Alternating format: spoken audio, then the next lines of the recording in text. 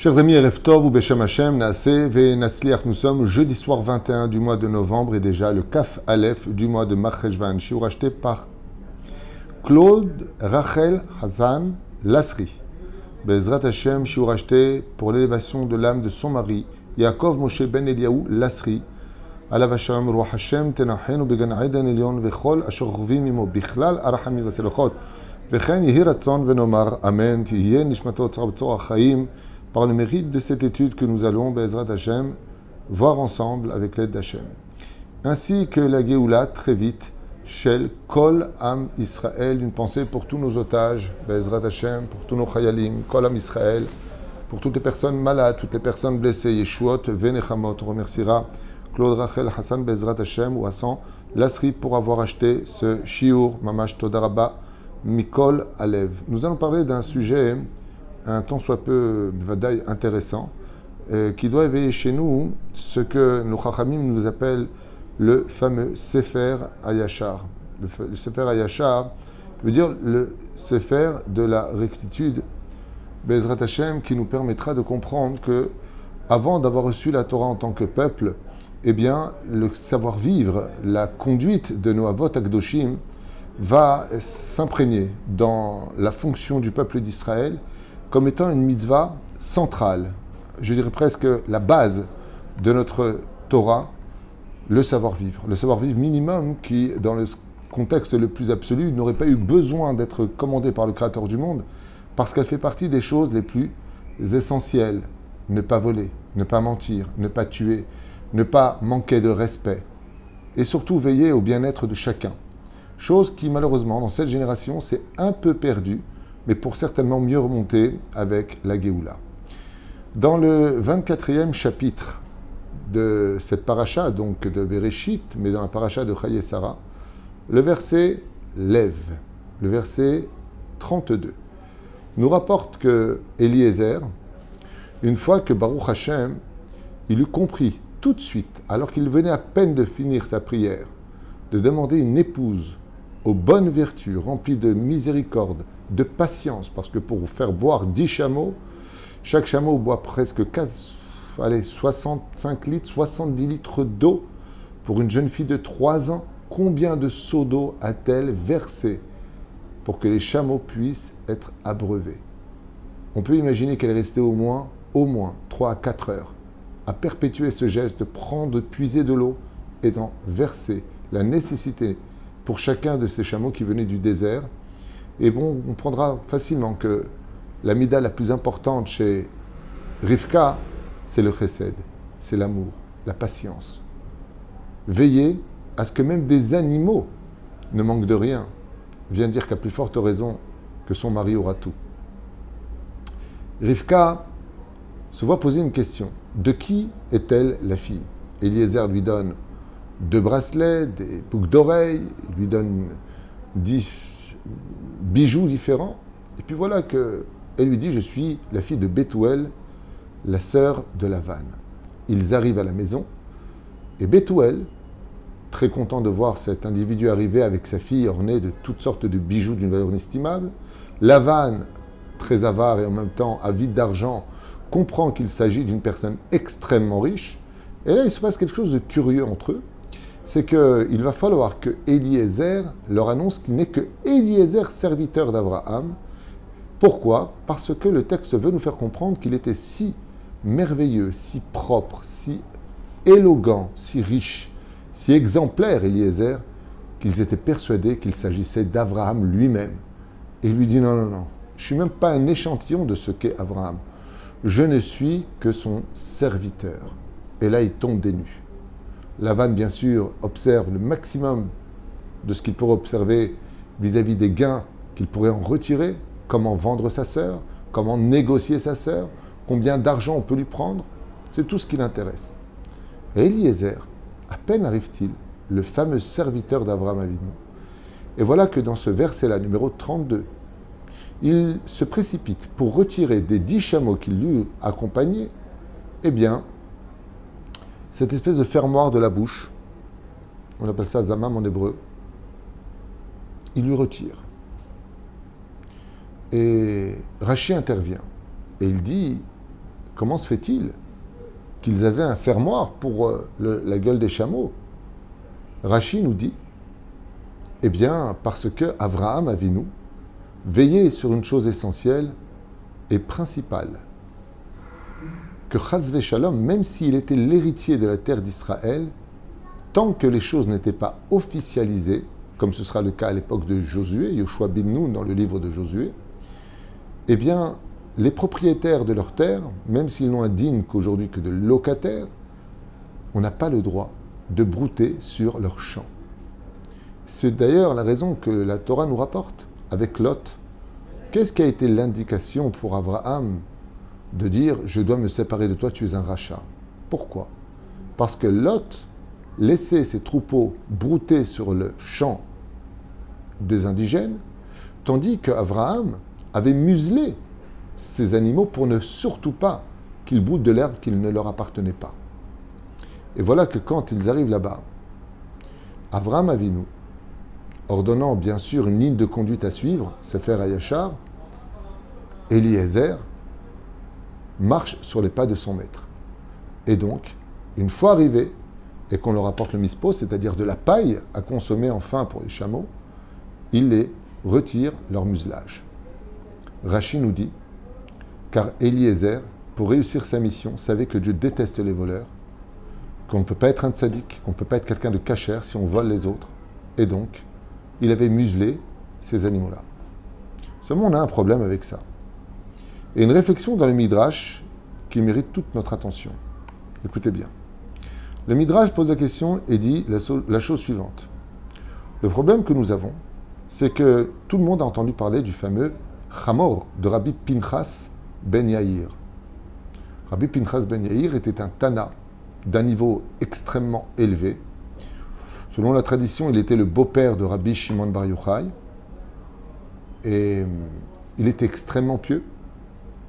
Il était enterré à Tzfat, en bas. Une espèce de tombeau un peu rond comme ça. Et un jour, on vole l'âne de Rabbi Pinchas ben Yair. Les brigands, très heureux d'avoir attrapé un âne robuste et fort, s'empressèrent de s'enfoncer dans la forêt et d'arriver à leur cachette. Et pour emmener leurs marchandises, qui étaient plutôt lourdes, ils ont voulu nourrir cet âne avec de bonnes herbes toutes fraîches. Et l'âne refusa de manger.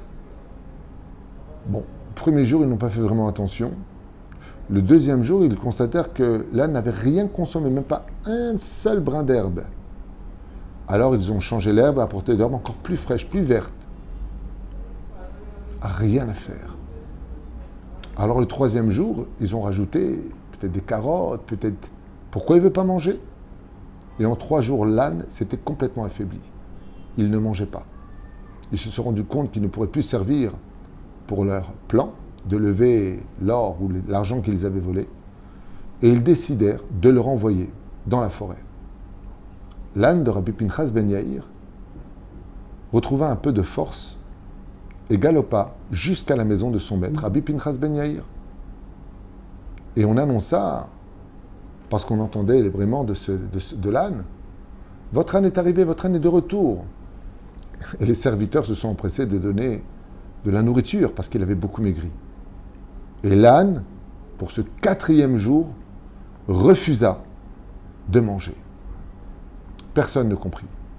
Alors on a attendu Rabbi Pinchas ben Yair, le maître de cet âne, et on lui a dit, mais votre âne, il est amaigri, il est mort de faim, mais on a beau lui donner, il ne veut pas manger.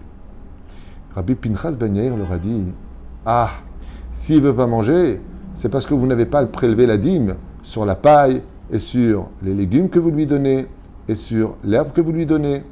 Trumot ou masrot, mon âne ne consomme que ce que la Torah nous permet à nous. Très bizarre cette histoire. Un âne, un animal qui sera à l'image de son peuple.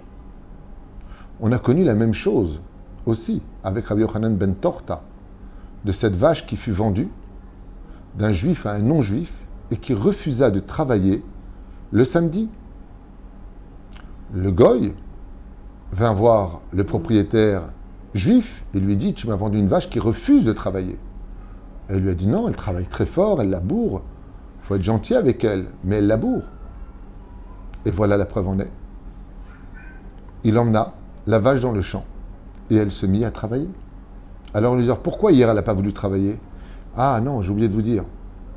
Hier c'était Shabbat. Le Shabbat, elle ne travaille pas. Le Shabbat, elle ne travaille pas. Quand le non-juif a entendu qu'une vache comprenait la valeur de Shabbat, une vache qui refuse de traire malgré les coups qu'on lui donnait, parce que c'était Shabbat, il demanda à se convertir et prit le nom de Rabbi Yochanan ben Torta. Rabbi Yochanan, fils de la vache. Intéressant. Revenons à l'âne de Rabbi Pinchas ben Yair. Si Rabbi Pinchas ben Yair a eu un âne qui est affamé, ne refusant de manger de l'herbe, refusant de manger du foin, refusant toute nourriture, si elle n'était pas strictement cachère selon la Torah de Moshe d'Israël, comment se fait-il que les 10 chameaux d'Abraham avaient besoin d'être muselés? Très bizarre. Et regardez bien ce que nous dit le Midrash. Sirev le'echol ad she'amar hachamor sheli ochel rak mitvoa she'avru alav trumot u'masrot. Et donc, pose la question maintenant. Question à retenir. Rav Huna ve Rabbi Yirmiyah et Rabbi Chia bar Abba. Ils lui ont posé une question. Haïm gadol Rabbi Pinchas ben Yair mi Avraham Avinu. Est-ce qu'on pourrait penser une fraction de seconde que Rabbi Pinchas ben Yair serait plus grand et plus kadosh qu'Avraham Avinu? La réponse, Vadaï Shelo. Il est évident que non. Alors comment se fait-il que le Ramban, Nachmanide, répond à cela et dit Omer lo zamam l'épée et la tzavar, shel agemalim, velo kemorashi. Le Ramban, pour répondre à ça, il dit ah non, mais c'était pas muselé dont on parle. Donc le Ramban n'est pas d'accord avec l'explication de Rashi. Il dit c'était pas au museau, c'était une corde autour du cou qui a été retirée. Parce qu'on ne peut pas penser une fraction de seconde que les animaux d'Abraham auraient eu besoin d'être muselés. Si l'âne de Rabbi Pinchas ben Yair, si la vache de Rabbi Yochanan ben Torta n'ont pas travaillé ni le Shabbat ni consommé ce qui n'avait pas été prélevé, Avraham Avinu, ces animaux à lui, eux, ils auraient eu besoin d'être muselés. Et voilà que revient, pour soutenir la thèse de Rashi, que Behemet, ils étaient oui muselés. Nous avons Rabbi Ze'ev Vols Yoran, j'ai du mal à prononcer, qui dit qu'en réalité, il y a une grande différence entre l'âne de Rabbi Pinchas ben Yair et les 10 chameaux d'Avraham Avinu. Et quelle est cette différence? Écoutez bien cette explication parce qu'elle nous concerne tous à des degrés différents. Ce Rav explique et il dit, qui a vécu à peu près il y a 180 ans de cela, il dit, non mais ça n'a rien à voir. Les 10 chameaux d'Avraham Avinu faisaient partie des 1000 ou 2000 chameaux qu'il possédait dans ses troupeaux. Pour ce voyage, Eliezer est parti prendre 10 chameaux robustes pour ce voyage. Mais Avraham lui-même ne les connaissait même pas. Tandis que l'âne de Rabbi Pinchas ben Yair, c'était son moyen de transport. C'était l'âne personnel de Rabbi Pinchas ben Yair. Chaque fois qu'il allait faire justice à droite, dès qu'il allait étudier la Torah, quand il devait aller voir un malade, toutes les mitzvot que faisait Rabbi Pinchas ben Yair, il chevauchait son âne. L'étude de la Torah qu'il disait au Vlertechavat Derech, quand il était sur le chemin, il le faisait sur le dos de l'âne. Ce qui fait que comme il était constamment sur l'âne pour accomplir que des mitzvot de la Torah, l'ambiance, l'atmosphère a embaumé l'esprit de l'âne qui est devenu lui-même Torah. Tandis qu'Avraham Avinu, ces 10 chameaux, ce sont quand même ces 10 chameaux. Certes, mais il ne les a jamais chevauchés lui-même. Il n'a pas fait de mitzvot avec ces chameaux. C'était des chameaux qui appartenaient à d'autres centaines d'autres chameaux, car comme c'est marqué, Avraham kaved meod babakar ou batson, bagemalim bachamorim, kaved meod, veut dire qu'il était extrêmement chargé d'animaux. Des centaines de têtes, voire des milliers, ou plus encore. Donc ces 10 chameaux qui ont été pris n'ont pas eu le mérite. d'avoir été chevauchés par Avraham Avinu. Car si Avraham Avinu les avait chevauchés, eux aussi, on n'aurait pas eu besoin de mettre ou de museler le museau de chacun de ces animaux. Et pour finir, il nous dit, apprenez combien Avraham était intelligent et sage. Et que Béhémet, ce que dit le Ramban est vrai. Ils étaient attachés par une corde autour du cou, c'est vrai, elle a été retirée. Le Ramban ne ment pas, il dit que des vérités, Baruch Hashem, car tout ce que nous enseignons Chachamim n'est que vérité. Mais en réalité, il y a quelque chose derrière. Oui, il les avait muselés, et s'il ne les avait pas muselés, il n'aurait jamais brouté de l'herbe malgré tout. Alors dans ce cas-là, pourquoi les avoir muselés? Réponse, parce que Avraham Avinu expliquait Bidjouk à cette même époque la gravité du vol, de ne pas pénétrer le territoire d'autrui, de ne pas faire du mal, de ne pas ceci, de ne pas faire cela. Ainsi donc, si Avraham avait laissé, certes, ses animaux à lui non muselés, lui, il savait qu'il n'irait pas brouter dans les champs de quiconque, mais les gens, les élèves, les rois, les hauts dignitaires qui possédaient des troupeaux, eux, ils disaient, tu vois, Avraham, regarde ce feuge, il nous dit quoi faire, hein? Mais regarde, lui, il laisse ses animaux sans les museler. Quand il s'agit de ses animaux à lui, mar ataïn, on dit en hébreu, le regard de l'autre. Tu vois, lui, il ne va pas les museler, parce qu'il n'en a rien à faire, il se prend pour le propriétaire. Tandis que nous, il nous demande de ne pas voler. Avraham est un philosophe. Il nous dit, faites ce que je dis, mais ne regardez pas ce que je fais. Pour éviter cela, pour ne pas arriver à cette déchéance morale, Avraham Avinu a ordonné à Eliezer de museler ces animaux, malgré le fait qu'il savait pertinemment qu'aucun d'eux, à l'image de l'âne de Rabbi Pinchas ben Yair ou de la vache de Rabbi Yochanan ben Torta, chas v'shalom, ne ferait aucune avéra. Si des animaux étaient capables de comprendre les valeurs de la Torah qu'en fréquentant des tzadikim, à plus forte nous, Am Israël, héritier de la sagesse de la Torah et de nos Chachamim, combien on se doit nous aussi de faire attention au vol, à ce que l'on mange, notre façon de nous conduire et notre façon d'exister. Et voilà, c'est quelque chose qui, je trouve ce Dvar Torah magnifique, franchement. D'abord, la réflexion est belle, la question est splendide. À vous, Bezrat Hashem, de l'adapter à votre vie personnelle et de faire un Kal Vachomer, à plus forte raison que si des animaux ont existé et que le regard de l'autre est important, combien on se devra tous, Bezrat Hashem, d'être mieux qu'eux.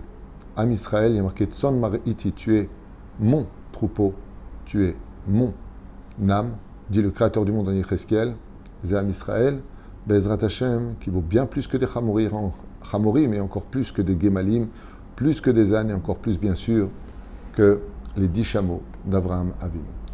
Bracha v'atzlacha, Shabbat Shalom Vorach. Ce shiur a été acheté, je rappelle, par Claude Rachel Hassan Lasri Bezrat Hashem, à qui on souhaite tous les bonheurs du monde. Une grande consolation de la perte de l'élévation de l'âme de son mari Yaakov Moshe Ben Eliaou Lasri, pour lequel ce shiur a été acheté. Toda Rabba.